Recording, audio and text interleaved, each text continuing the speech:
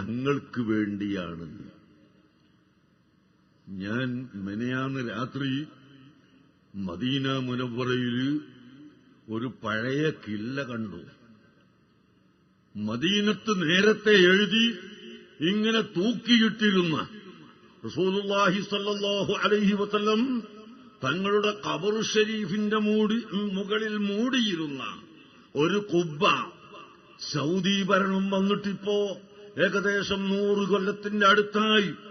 ആ കൊല്ലം വരുന്നതിന്റെ 250 കൊല്ലം മുമ്പ് നെയ്തുണ്ടാക്കപ്പെട്ട ഈ കില്ല, അതിൽ 2 ഹദീസ് എഴുതിയിരിക്കുന്നു.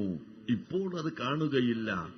ഒന്ന്, മൻ സാറ ഖബ്രി വജബത് ലഹു ശഫാഅത്തി എന്ന് അന്നത്തെ കില്ലയിൽ എഴുതിയിട്ടുണ്ട്.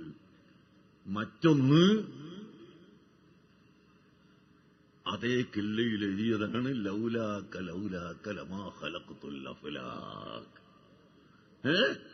അപ്പൊ എത്രയായി? 260 360 കൊല്ലം മുമ്പ് മദീന മുനവ്വറയിൽ അഷ്റഫുൽ ഖൽഖ് സല്ലല്ലാഹു അലൈഹി വസല്ലം തങ്ങളുടെ ഖബർ ശരീഫിന്റെ മുകളിൽ മൂടിയ ആ ഖില്ല, ആ കഷ്ണം, ആ വലിയ വിലപിടിപ്പുള്ള കഷ്ണം, ഞാനത് സൂക്ഷിച്ച ആളോട് ചോദിച്ചു, ഇത് നമ്മക്ക് തരുമോന്ന്.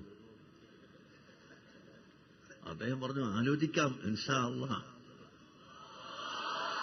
എന്ന് പറഞ്ഞു. പക്ഷേ $5 മില്യൺ ഇതിന് വില പറഞ്ഞിട്ടും ഞാൻ കൊടുത്തിട്ടില്ല എന്ന് അയാൾ കൊടുത്ത് പറഞ്ഞു. അത് വരുന്നതിന്റെ 250 കൊല്ലം മുമ്പ് നെയ്തുണ്ടാക്കപ്പെട്ട ഈ കില്ല, അതിൽ 2 ഹദീസ് എഴുതിയിരിക്കുന്നു. ഇപ്പോൾ അത് കാണുകയില്ല.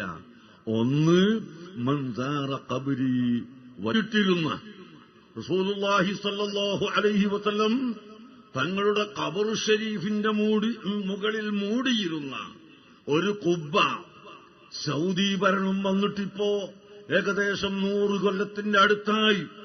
ആ കൊല്ലം വജബത് ലഹു ശഫാഅത്തി എന്ന് അന്നത്തെ കില്ലയിൽ എഴുതിയിട്ടുണ്ട്. മറ്റൊന്ന് അതേ കില്ലയിൽ എഴുതിയതാണ് ലൗലാക ലൗലാക ലമാ ഖലഖതുൽ അഫ്ലാഖ്.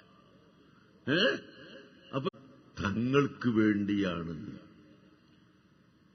ഞാൻ മെനയാന്ന് രാത്രി മദീന മുനവ്വറയിൽ ഒരു പഴയ കില്ല കണ്ടു.